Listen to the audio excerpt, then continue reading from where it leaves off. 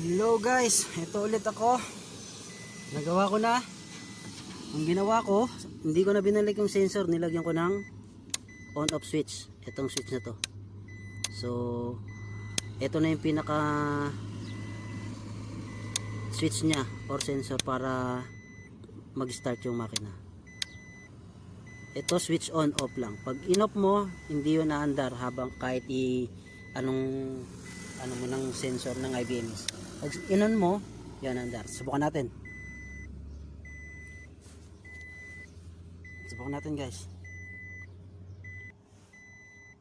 Subukan natin guys ha. Ito. IBMS. Tapak sa clutch. Ito yung switch. Switch on yan. Start.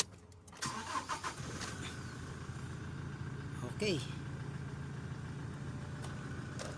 Yung off naman, off switch naman.